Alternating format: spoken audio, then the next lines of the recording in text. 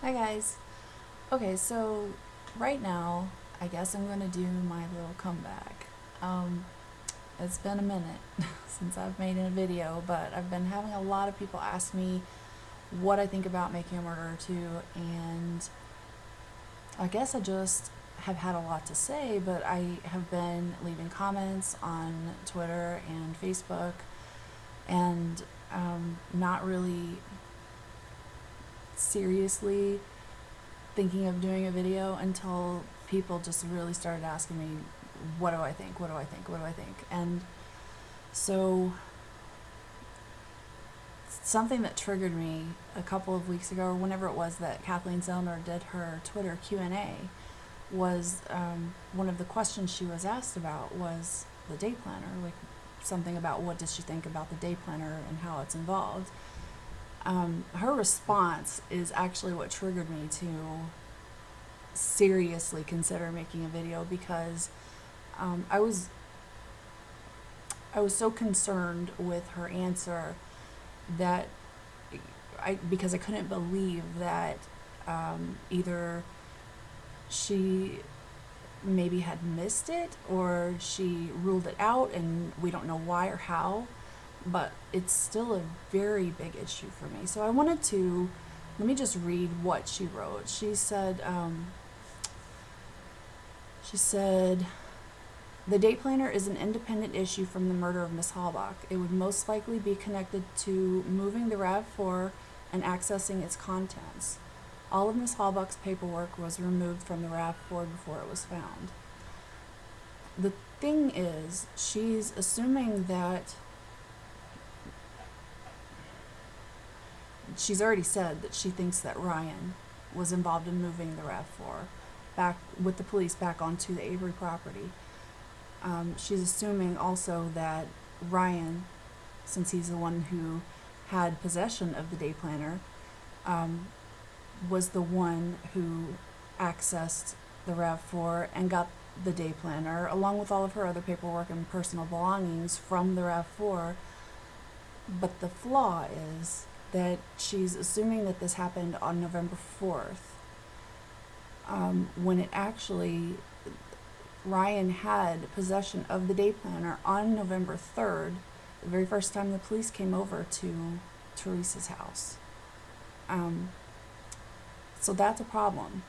And there is no good reason for him to have that day planner a full day before she has him moving the RAV4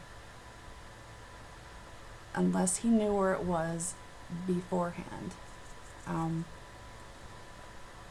the day that she was reported missing. And to me, that is something that demands to be explained. How did he have that day planner on the same day that she was reported missing if he had nothing to do with it? This absolutely needs to be explained. This is, I'm sure, one of the biggest reasons why Miss Zellner wants to talk to him, along with everything else, the bruises and all the things that everybody already knows about. But this, to me, is the key.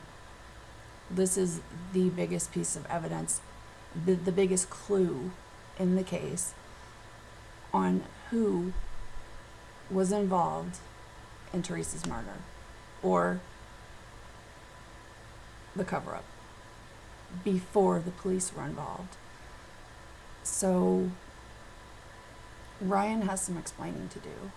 And, everybody knows me. I don't normally like to point fingers and say, this person, blah, blah, blah, publicly. But this is something that I can't keep being kind about, I guess, or proper and not saying. This is something that is a huge problem for me. It is probably the biggest issue for me to get over, having Ryan as my personal number one suspect. Unless he can explain this, I cannot, follow along with wherever Zellner's going now. I mean, I love her, I respect the crap out of her, but I can't let go of that until this is answered. And so let's talk about a little bit about why this is important. Because someone, I'm just going to assume that it was Scott or Ryan. It was one of the two of them, and I don't know for a fact which one it was, but one of them called Steve Speckman and accused him of having stuff to do with Teresa's disappearance. Not murder, I'm sorry. Not murder, disappearance. They claim to have known that she was out at his property that day taking pictures. So, of course, we've all figured out by now that obviously was whoever that was calling Steve Speckman, mistaking him for Steven Avery. And the thing that has always stuck in my mind is he had no way at all of knowing that Teresa had been to see Steven Avery the last day that she was seen, unless Teresa herself told him that, because Auto Trader didn't know. No one knew. Teresa didn't even know that she was seeing Steven Avery until she arrived on the property and he came out to greet her. So this is a huge red flag to me. Just explaining how he knew, or Scott knew, that she had been out to see Steven Avery that day. Because they couldn't have known that. They could not have possibly known that. Even if they saw the day planner. Of course, we've all looked at that, and you can't tell that she had an appointment with him on that day because, well, she didn't. So it's not written down like it was an appointment of hers, and she didn't write her Auto Trader appointments on the day planner after she had already gotten them from Auto Trader. I assume that she's getting the fax from Auto Trader that tells her where she needs to go, and when she calls them and sets up the time that she can be there herself. And so that would be where she would keep her Auto Trader appointments that they send her, not on her day planner. So seeing that on her day planner just written down, even to someone who knew her, probably shouldn't just assume that's an Auto Trader appointment, that guy named Steve on there is Steven Avery. Like, there's too many holes in that to just jump to that conclusion. That's a really, really far out assumption to make, that there had to be some way that they knew that she had been to see Steven Avery, very specifically Steven Avery, not N. Avery, not at the Avery property, Steven Avery, on that day. So, that's another issue I have with it. And it goes along with having possession of the day planner. Like, that's just, they're hand in hand. They're things that need to be answered.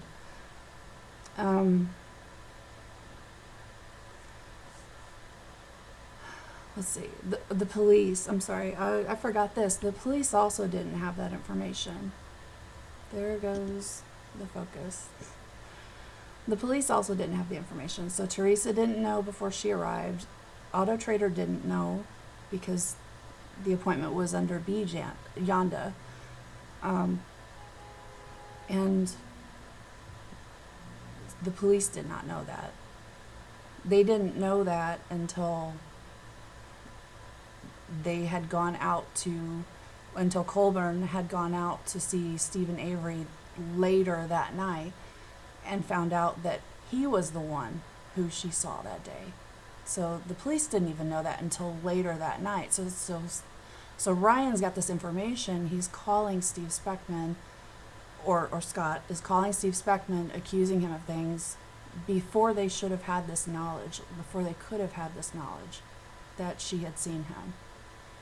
And there is only one explanation for both of these things being true, both having physical possession of the day planner and having the information that she had seen Steven Avery specifically that day, was if they had seen her that day.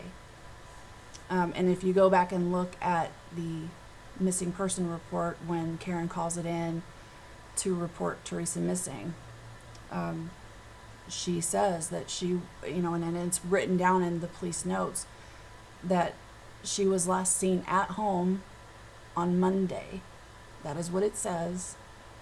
And you do with that what you will. I mean, was that Ryan that saw her there? Was that Scott that saw her there? Who gave, I know that Scott is the one that gave them this information, but was Scott the one that saw her, or did Scott get that information from Ryan because he saw her and they just didn't click that she didn't make it home, supposedly? All of this is huge clues to me, because it shows that she did make it home, or she met up with somebody before she got home. But I think it's more likely that she actually made it all the way home. And so there are only two scenarios that I can think of in my head that explain this. One is she either made it all the way home after all of her appointments were finished. She made it home, and someone was there, and that someone made her disappear. And as they were gathering her things that she had probably brought inside, or possibly brought inside before they arrived, or before the fighting started, or whatever happened, either this day planner page was missed and not picked up to take along with her and her belongings to get rid of them, so the appearance is there that she didn't make it home. Or it was intentionally left behind because they had this specific knowledge that she had seen Steven Avery that day, and they assumed that this day planner would tie them together. So it was purposely left behind, one or the other. Or she did not make it home, and this person still had this knowledge, and as they were going through her belongings, they saw this and then again assumed that it tied her to Steven Avery specifically, so it was taken back to her house. And I hate to say it like this, but the guilters, they like to say that Teresa printed out, like, this is actually what they believe here, that Teresa printed out, like she took the time to print out that day planner page, write some notes on it, and either left it at home for some really unexplainable, silly reason, or she brought it back home and left it there. Like, why would you do that? Why would she take the time to print out the page? She clearly chose to print out that page so that she could write appointments when she would get a call to set up appointments and things like that. She preferred to, like, physically write it down rather than enter it in her Palm Pilot. I don't know why. She just apparently did. No one can argue that, because that is what she did. Whether she was sitting at home or she was out on the road, she chose to physically write it on the day planner page. And, I don't know why that's even an argument, because we can see that she did that. And, let's see, what else do I have? The thing is that I'm going to try to wrap this up now, because I think I've made my point, but the biggest thing is that Steven and Brendan, the biggest thing with this day planner is that it shows that Steven and Brendan could not have been involved, because neither of them would have either been inside her home to drop off the day planner to make it appear that she had made it home, or, and I think I just totally said that wrong.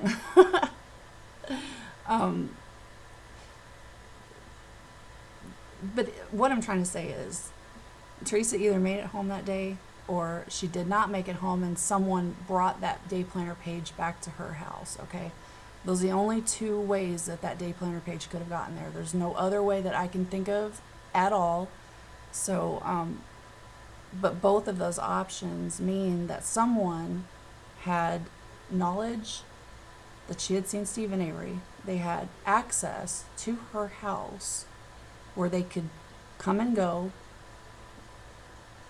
either while she was alive or after she was dead. And both of those things rule out Steven and Brendan. Like, obviously we all know Brendan didn't drive, so he could not have been the one. Steven didn't leave that day, and I think that's pretty well known. So both of these things rule out Brendan and Steven. So I am not sure why this is not considered to be way more important than I see being talked about. Like, seriously, to me, like I said, it is the biggest clue in the case, and it is the biggest unanswered question. Which way was it? Explain everything surrounding this day planner. And until that can be done, I cannot let go of it. And so thank you, Ms. Zellner, for the tweet Q&A that brought me back out to make a video, because I couldn't help it. I have emailed her investigator Jim Kirby, with this, and I have sent a copy of that email to Steve Drizzen, to Ken Kratz, to Michael Griesbach, to at least one or two of my personal friends, just to see, what do you think? Like, am I missing something here, or are they missing something here? And so far, no one has been able to tell me that I'm wrong. So, someone, if you have any ideas, please let me know, because I'm not seeing it. Whatever it is, I'm not seeing it. So, anyway, thank you for watching, and hopefully I'll make more videos. I'm not sure yet. We'll see. I think I might, but anyway, thanks for watching.